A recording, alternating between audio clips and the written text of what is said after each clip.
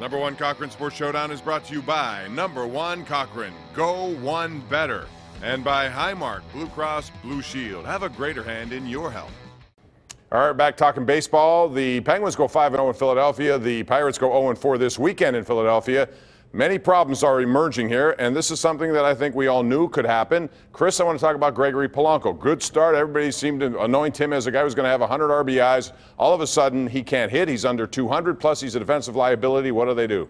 I think they need to shuffle him down in the order. I think he's hitting 119 over the last 10 games, and if he's going to be your two-hitter, you can't have him setting the table for Marte, Bell, and Dickerson that way. Moreover, the leadoff spot over the last 10 games, this goes back before Harrison's injury, is hitting about 118 as well. They need to shuffle the order. Marte and Dickerson are both hitting. They both need to be moved to the 1 and 2 spots. I think that it was after the Chicago game, the last win in Chicago, Clint Hurdle used the phrase, we're not trying to prove anybody wrong, we're trying to prove ourselves right. Well, it's time to prove themselves right about who Gregory Polanco is, and Polanco needs to do that himself, as do a lot of the other hitters, because they need to hit to overcome some of the other deficiencies as we saw when they were playing well to start the season. You know, the thing that drives me crazy about Polanco and Marte as well, their baseball IQ to me is just horrible. You see them make bad decisions in the field. You see them make bad decisions on the bases.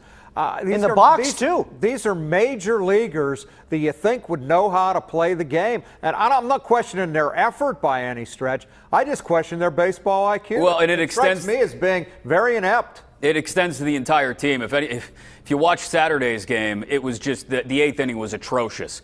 Errors all over the field, both mental and physical. This is a ball club that needs to realize they started 11-4. I understand it was against the likes of Detroit and Cincinnati and Miami, but they did some things well. Offensively, they produced, and they played within themselves. They didn't try to do too much. You've got guys going up to the plate there now, trying to hit home runs with every swing at times, and not looking for their pitch to hit, which worked so well the first week and a half of the season.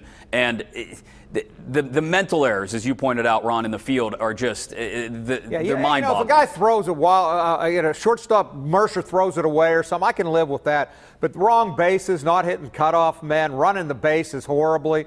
The mental mistakes, as you said, drive you crazy. Tim, I want to ask you, we have 1 minute left in this segment, and that would be leadoff hitter. Harrison is out of there. He won't be back for several weeks, and the Pirates seem to be okay with whatever's going on, and it's not going on. Their on-base percentage as a team in that leadoff position is abysmal. Should they not do something aside from just continue to do what they're doing? Who do you suggest, Bob? My hunch Make a trade, do something. Well, come up with Frazier's people. been the lead. The problem is, give me a what about suggestion.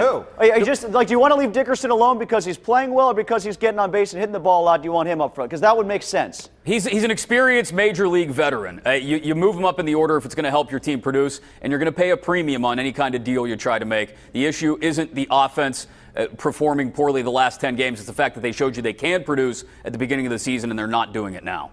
I'm just saying, if you say you're a championship team, you don't sit on your laurels and do nothing. When did they say that? At some point, yeah. That's what they say. My point is, if you believe it, then go out and do something about it. If you have a problem, fix it. We'll be back with more right after this.